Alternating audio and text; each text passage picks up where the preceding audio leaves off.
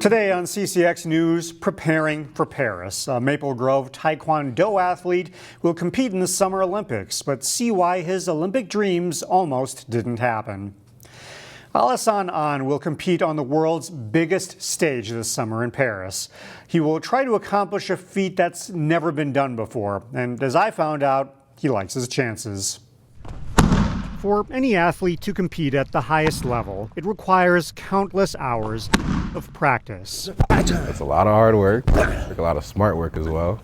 Alassane is a master in Taekwondo. He spent the last 15 years honing his skills at World Taekwondo Academy in Maple Grove. It's more of a kicking style, explosive kicks, spin kicks, a lot of those fun tricks you see. It's a lot of that style. It's really, they call it foot fencing. This summer, will get to showcase his moves against the best athletes in the world.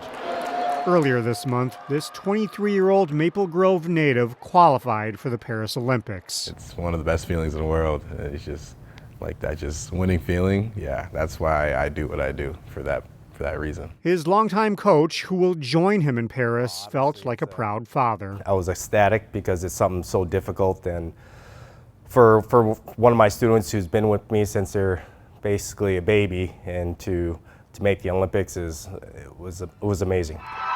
Last week at the airport, received a hero's welcome home from his Taekwondo family. While was raised in Maple Grove, he'll be competing for Gambia, where he has dual citizenship. It's a country that's never won an Olympic medal. I think I have the opportunity to be able to be the first medal for Gambia, so I think my chances are not too bad. Yet the fact that is even getting that chance is a small miracle in and of itself.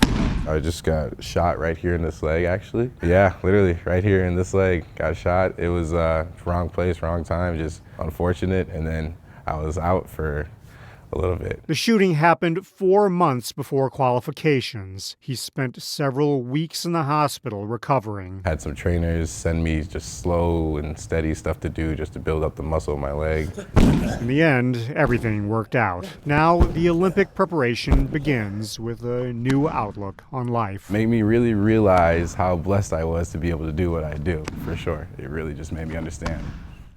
The opening ceremony for the Summer Games takes place on Friday, July 26th.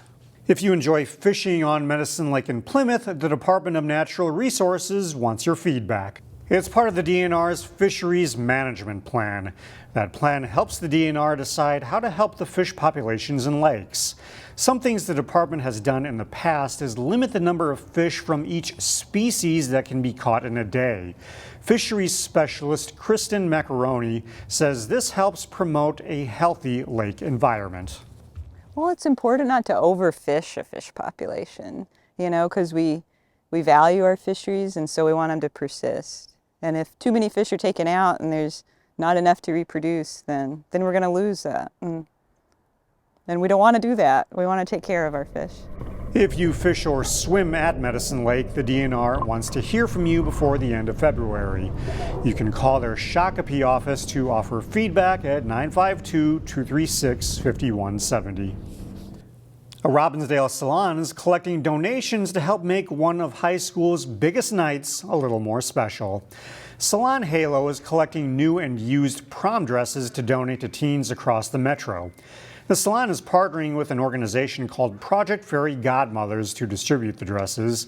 Salon Halo owner Amanda Kist says a nice dress can give a teen the chance to feel more confident and make lifelong memories.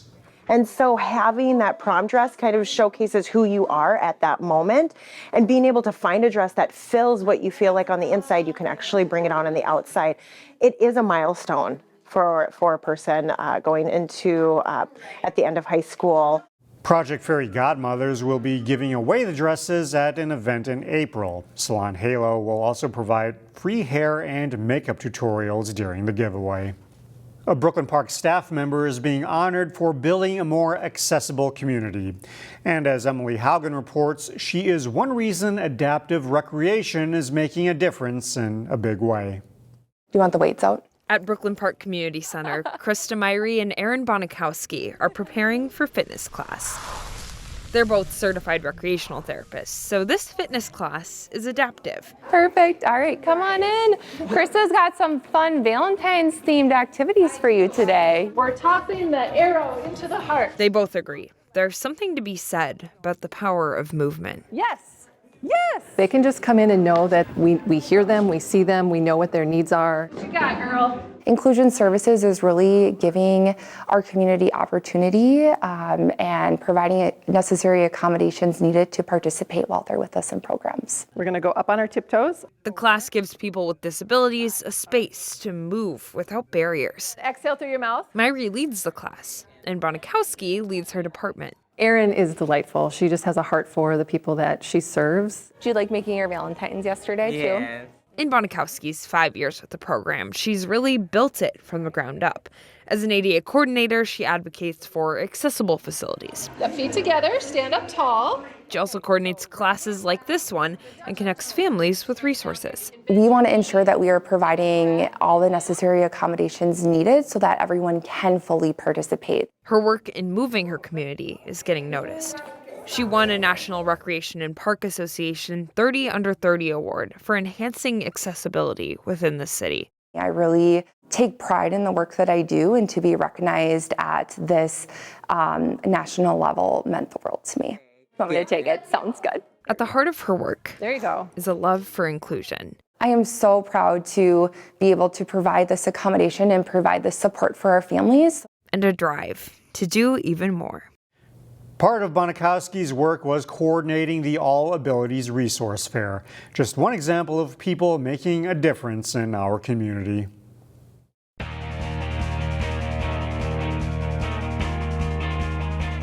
He's been making plays during the fall and winter sports seasons for a few years now.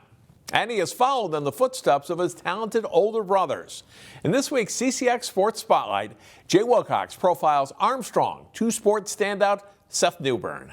For someone who was on the fence about playing basketball as a senior, Armstrong two-sport standout Seth Newbern is pretty impressive on the court. Seth surpassed 1,000 career points last week against Elk River, joining some family members in the process. It was exciting. Almost all of my brothers hit it. I think Peyton was the only one who didn't, but, not many people get to hit that milestone, and, I'm just great to be a part of that club now. After injuries hampered his junior season in football, Seth had a strong season as a wide receiver and D-back this fall, catching 8 touchdown passes as the Falcons won a second straight section title. He was a positive force for the team and plans to pursue football in college. I definitely say football is more of my favorite. It's a much more physical game than basketball. Me being a DB, you get to hit people, get to play for the ball. So just the physical aspect of football always had a greater advantage for basketball to me. So. Yeah, he's meant a lot to our football program, right? But just to this whole school. He's just been here 4 years. He's an awesome kid. We talk about doing the right thing and the Falcon Pride piece and doing the right things on the football field and in the classroom and the community, and he's done all of those things. Newbern injured his clavicle in the state football quarterfinals, causing him to miss the start of the basketball season. But he's made up for lost time. He does a bit of everything for the Falcons. He does it on both ends of the floor. Defensive stopper, taking charges, rebounding, right? Just his energy, right? He just makes people want to play harder. He brings a different type of energy to the game. He's always positive, always talking. He's a great leader. The energy is amazing. High energy, does all the little things no one wants to do. Always, if you see him in practice, he never takes breaks off. He's just a great teammate all around. Seth is the youngest of an impressive group of athletes in his family. Older brothers Melvin, Bijan, and Peyton were basketball and other sports standouts at Cooper and Armstrong. And their father, Melvin Sr., was a great guard during a strong era for Gopher basketball.